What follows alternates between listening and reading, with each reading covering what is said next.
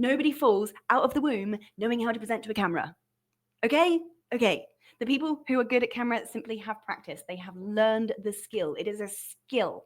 All skills are learnable, and the only way they're learnable is from continuous exposure to that exercise and activity. The only way you learn how to even put one word in front of the other inside of a camera lens is to keep exposing your body to that situation.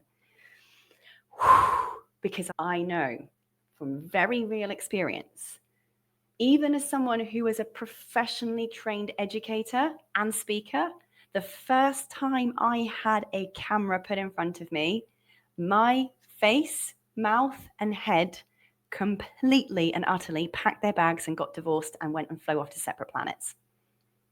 My brain could not send any signal whatsoever to my mouth. Nothing came out in any kind of coherent manner. I didn't even know what my own name was.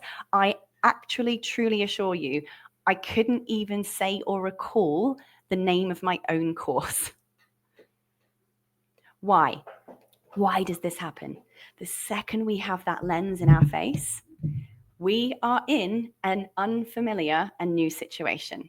All of our sensitivities, our ego body suddenly realizes and acknowledges that we are being seen. And that brings up all kinds of fear and sends signals to our brain of danger. And all our body, our brain receives is this massive chemical reaction of fear equals danger. Danger equals I'm in trouble, I could die. So the body does its perfectly amazing natural thing of biologically and physiologically flooding our body with all kinds of chemicals, cortisol, stress hormones that are there to force us to run away from that situation. The brain cannot comprehend when those chemicals are released, whether it's a camera lens causing them that does us no freaking harm whatsoever because it's an inanimate object that's just sat there doing nothing, or if we genuinely are being chased by a murderer. Our brain, our body can absolutely not differentiate what caused the release of those chemicals. Our neurons turn off, our cognitive functioning turns off, our ability to be eloquent completely shuts off. It does not mean that you are crap at presenting on camera. It absolutely does not equal, I'm not made for this. Your body's working. Congratulations, you're a human being. You have a biological and physiological and chemical reaction happening in your body that has actually turned off your brain function. Fact. You are not shit on camera.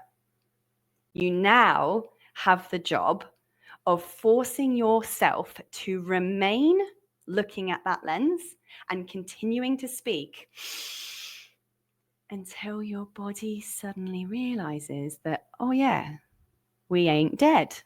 We're not dead. The sky didn't fall down. I'm not bleeding. My heart's still beating.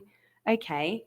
And what happens only with remaining in that place, with remaining there, with sticking it out, can be 5 minutes, it can be 30 minutes, it can be a couple of hours. Certainly in the early days, it's going to be hours, right? Only by staying there can the body begin to realize through actual experience that we are not dead, therefore this situation isn't going to kill us, and maybe this is not dangerous, and now create the learned pattern of behavior inside of our brain that will from this point onwards release less chemicals each time of danger and fear reaction mode.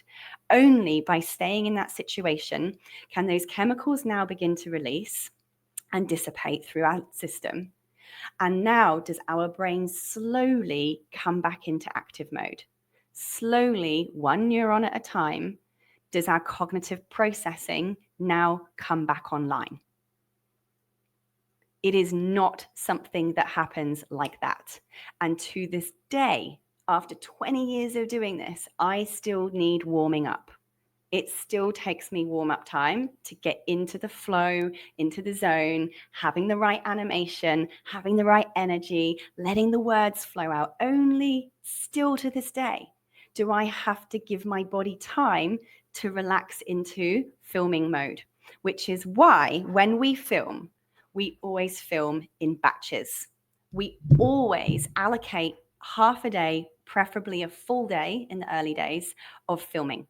because it's going to take you a good 45 minutes to an hour to just get in the zone, to just get those feelings of discomfort out, let the chemicals pass on through, and then be able to function in an effective manner in that scenario of looking down the barrel of a lens.